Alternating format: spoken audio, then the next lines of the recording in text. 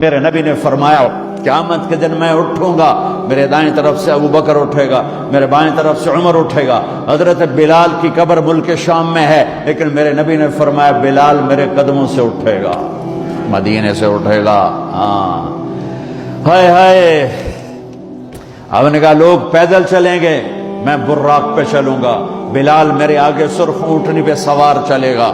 جب میدان معاشر میں پہنچیں گے تو بلال اونٹنی پہ کھڑے ہو کے کانوں میں انگلیاں دے کے اذان دے گا۔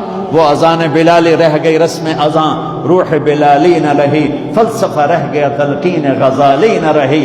وہ اذان بلالی ہم سب سنیں گے جب کہیں گے اشہد ان لا الہ الا اللہ، تو سارا میدان معاشر کا مرد عورت کہے گا سچ کہہ رہے ہو۔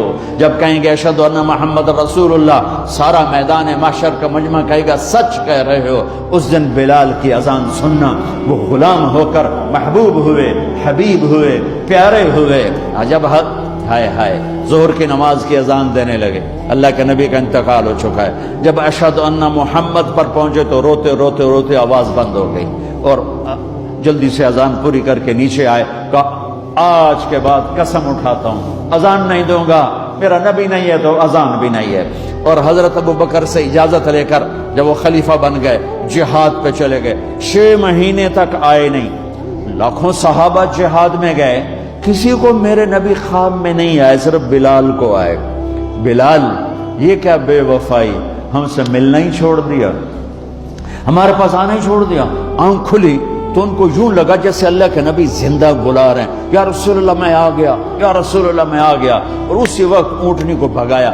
21 دن کا سفر، 21 دن کا سفر 7 دن میں کیا، 7 دن صرف نماز اور پیشاب کے لیے اترتے تھے اور بھگاتے بھگاتے بھگاتے۔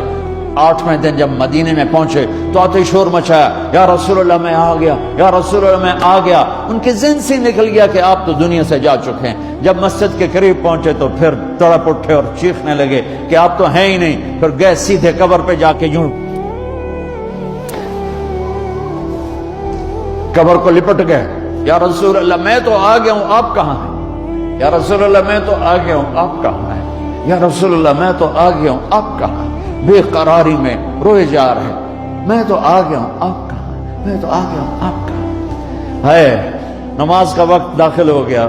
کون سی نماز تھی اللہ ہی جانتا ہے، اور سب کو پتا تھا بلال نے قسم کھائی ہے کہ اذان نہیں دیں گے، لہذا کسی کو جرت نہیں ہو رہی کہ بلال سے کہیں آج اذان بلالی سنا دے۔ تو چند صحابہ کو خیال آیا کہ نبی کے نواسوں کو سفارشی بناتے ہیں، حسنین۔ آپ نے فرمایا میری آنکھوں کی ٹھنڈک حسن اور حسین، میرے جنت کے پھول حسن اور حسین۔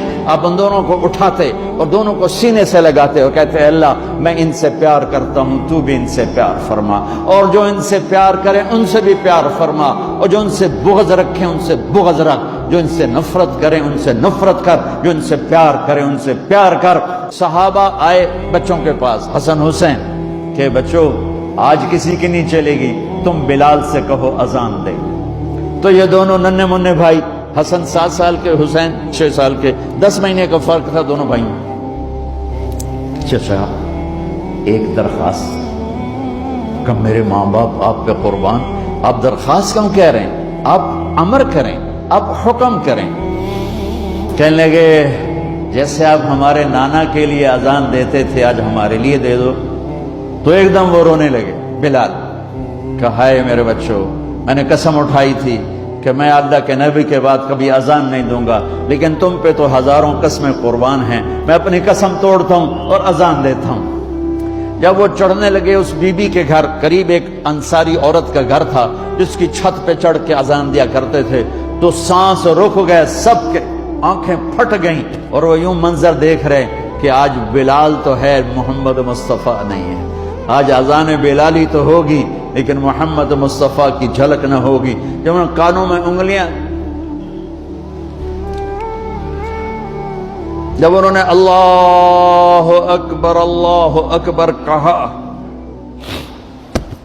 تو مدینے میں گھر گھر ماتم بچھ گیا، عورتیں بھی چیختی ہوئی گھروں سے باہر نکل آئیں، سارے مدینے کی گلیوں میں چیخ و پکار مچ گئی، اور یوں سب کو لگا جیسے محمد مصطفیٰ زندہ ہیں، اور ان کا زمانہ ہے، لیکن آپ تو جا چکے تھے۔ یہ بلال کو جو رتبہ میرے رب نے دیا، یہ غلامی مصطفیٰ کی وجہ سے دیا ہے۔ آپ سب میرے بھائی بہن بیٹھے ہو، میرے بچے بچیاں بیٹھے ہو، اپنی زندگی کی قیمت لگاؤ، اور یہ قیمت پیسے سے نہیں ہے، پاؤنڈ سے نہیں ہے، ڈالر سے نہیں ہے، ڈگریوں سے نہیں ہے، یہ غلامی مصطفیٰ سے ہے، یہ محمد مصطفیٰ سے ہے۔